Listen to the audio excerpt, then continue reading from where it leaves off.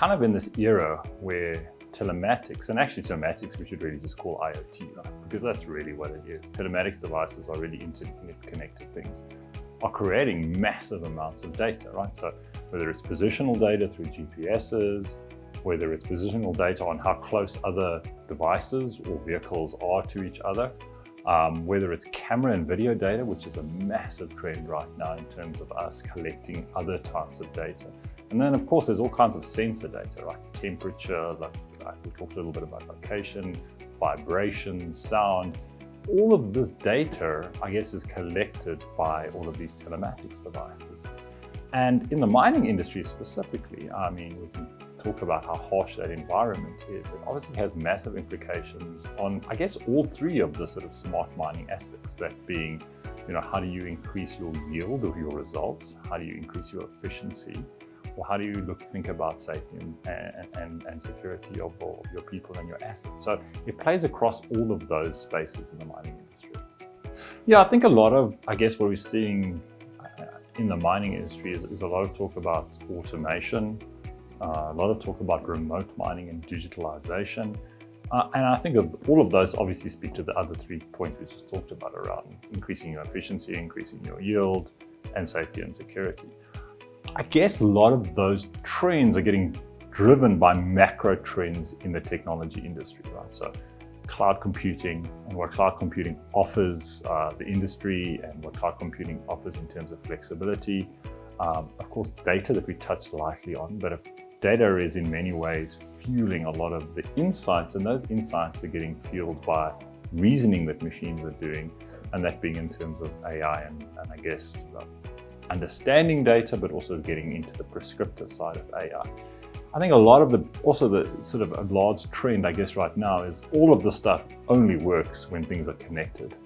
So I think connectivity, there's a lot of sort of drive and buzz around 5G and what it can do in remote sites, or there's many solutions around remote 5G networks or private 5G networks, but also backhaul via Wi-Fi and everything. So I think connectivity in general is another big trend we're seeing fueling some of these deliveries in the mining industry. Yeah, absolutely. So I guess if you kind of package those trends, we've decided as a company now, it's a very broad, talk about smart mining or connected mining or remote mining, those are all very broad topics. But so we've built some very specific products in that realm, right? So the first one is our collision avoidance system called CAPS.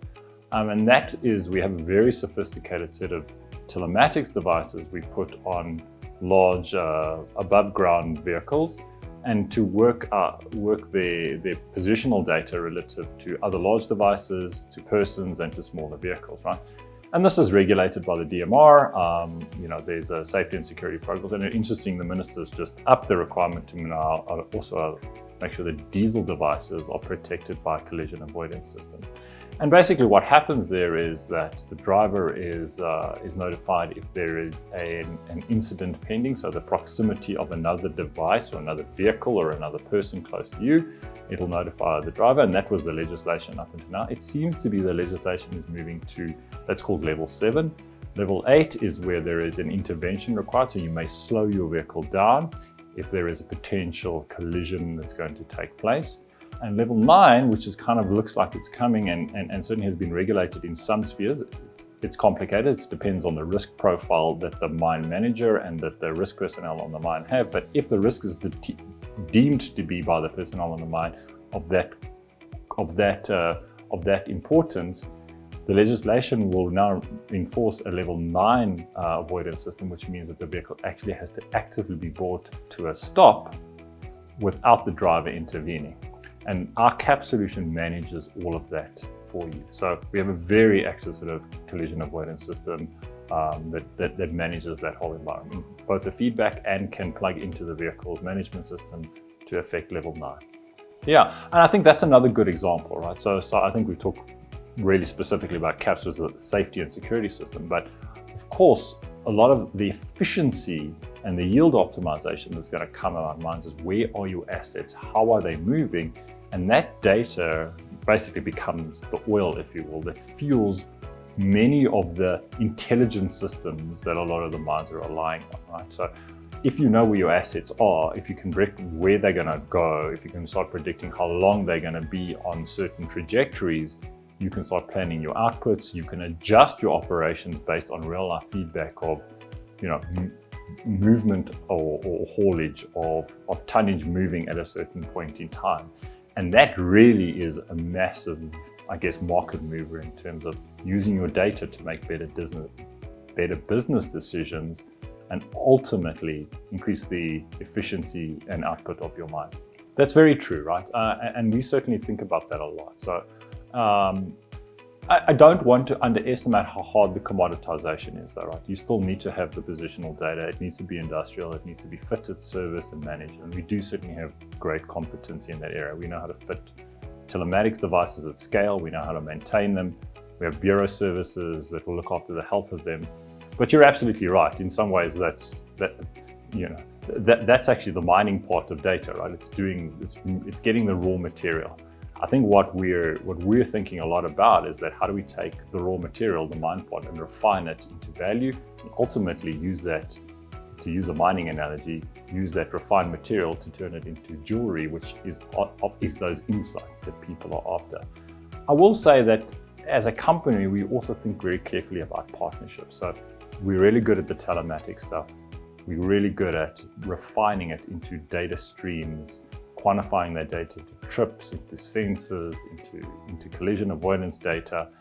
But we also don't feel we can own that entire ecosystem. So we work very well with some of our partners who are able to make some of that predictive analytics specific to the mining industry, because data is only worth something when the data holds value, and it holds value when it helps humans make better decisions. So that's kind of our approach in this space at the moment. And I think there it's actually an interesting trend, right? So if you kind of look at I call it the data continuum, right? So if you think about it, sort of what happened and probably still happening largely today is that we're collecting large amounts of data and we're presenting it on dashboards to human beings. It's interesting, but actually if you think about it, what's happening is the humans are looking at the dashboards and making cognitive decisions on what the information is telling us, right? So if you see a mine situation that, for instance, your production is down for the day, the human goes and digs into the data and goes, well, why is the production down for the day? Well, it's because I can see there's a problem on this one line, maybe this route. Now you would then go and investigate and see that this route is low. Maybe the weather is bad and the vehicles can't move at the rate that they used to, right? But a lot of that cognitive understanding of why something is happening is done by a human.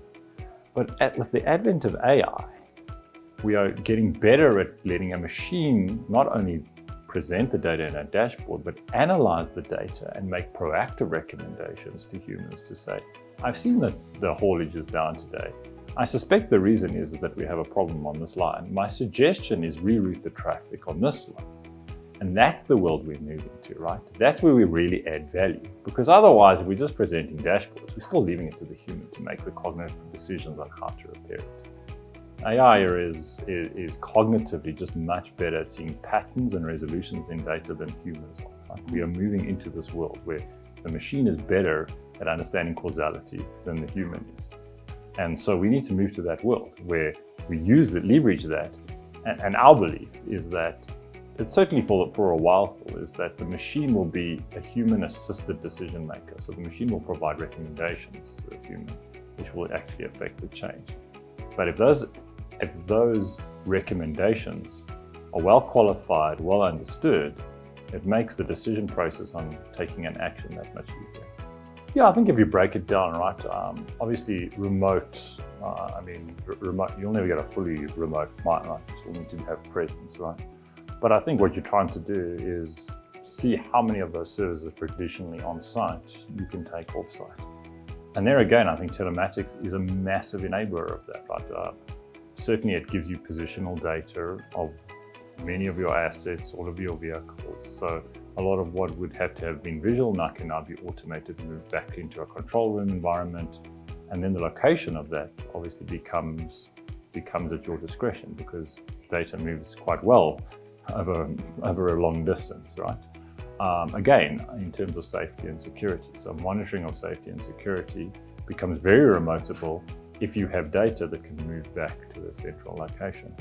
And then the discussion we've just had around optimization, right? Both in terms of yield, but also in terms of efficiency. A lot of that can be done remotely because if you have the sensor data, and the sensor data is portable and you can move that to a remote location, many of the decision-making capabilities that would have had to be on location can now move remotely. And you could probably get a value of scale by doing that at multiple locations and processing cognitively your decision capability over multiple locations in a central location. And then the one that we also kind of briefly touched on, but I think is very pertinent, is the whole concept of video, right? And how image data is getting used in this decision-making process. So often we think about telematics as just GPS positional stuff, but like I said, there's sort of a bunch of sensor data and then now video data. That video, holds an incredible amount of information. So if we can move that video data remotely off, we can make very interesting decisions. Again, just think about all the things you as a human take in with your eyes, right? I mean, most of our world is governed by visual, right? So if you think about a camera and a camera with AI capability behind it, it can discern many, many things just by looking at video data. On the safety and security side, we've seen some very interesting projects where we're not personally doing, but we're involved in sort of partnering on some of them where you can look at visuals and tell is there a fire over there, is there a bad potential dangerous situation over there based on image analysis. I think it's certainly a large trend you're seeing in remote mining as well. Correct. So, any form of automation obviously requires some type of measurement, and I think telematics and IoT form the basis of that measurement, right? They give you positional feedback, sensor feedback. They're the core key component in automating something. It starts with being able to measure something. If you're able to measure something and affect it, you can automate it. So in some ways, this is the foundational components of automation, and is really, again, maybe the analogy again is kind of the oil in the automation engine, right? Yeah, like humans are still actually reasonably fast at making decisions. So I think there is still, sometimes machines lag humans sometimes, right? But maybe they, by the size of data they're processing, there's still concerns, honestly, in remoting around latency and the quality of the network. So I think there's a lot of investment going into connectivity, and you'll see a lot of mines are investing heavily in laying down their own network infrastructure, making sure that on site in these remote locations, they have good connections, and hence the sort of advent of private 5G networks or large area Wi-Fi networks in using. So there's mitigation factors, but largely, absolutely, I think automation does largely mean, I guess, a more rapid decision-making capability, and certainly automation drives, I guess, more efficiency. It works most of the time, right? Yeah, absolutely. I think as we understand movement data and positional data, we've certainly learned a lot to be able to, and maybe that's the entry-level terms in terms of safety, right?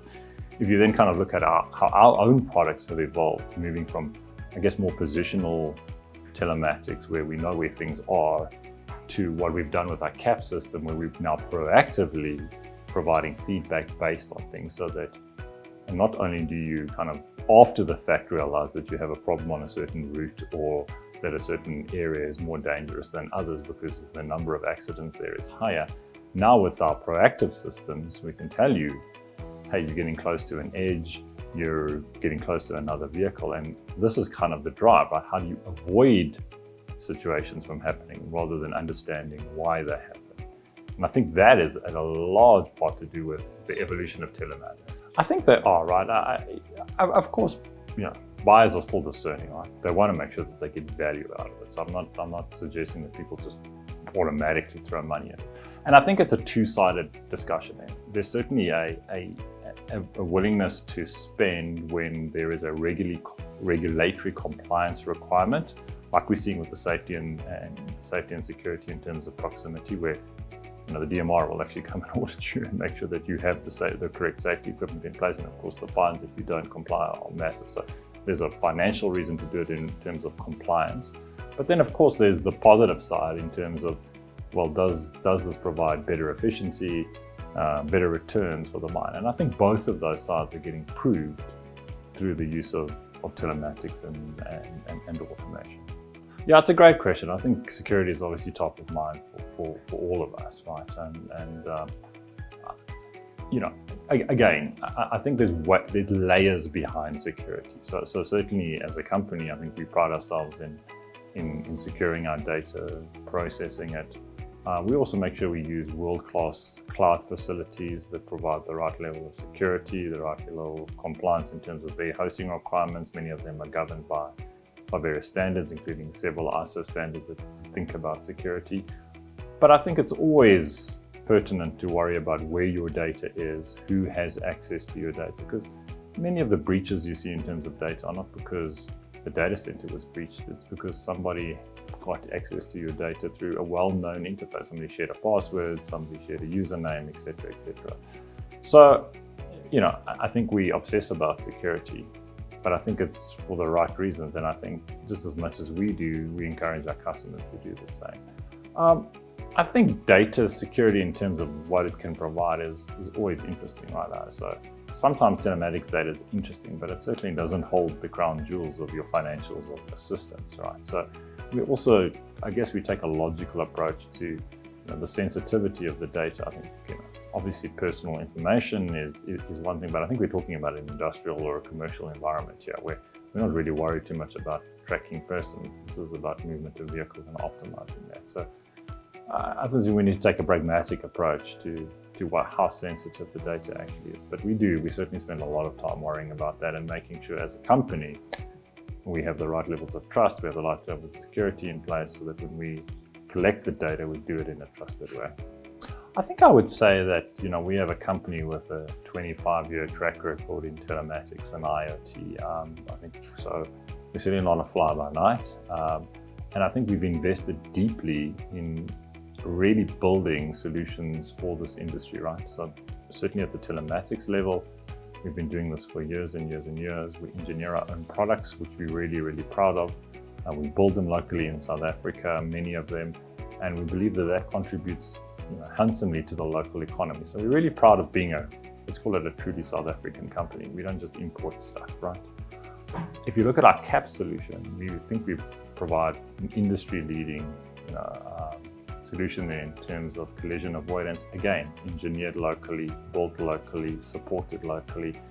And we believe we've really spent the time to understand the needs and the requirements of local miners. And we feel that's a real differentiator, right?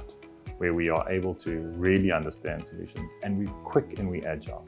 We're local, we live in South Africa, our engineering teams are here, we listen to our customers, we react to their requirements.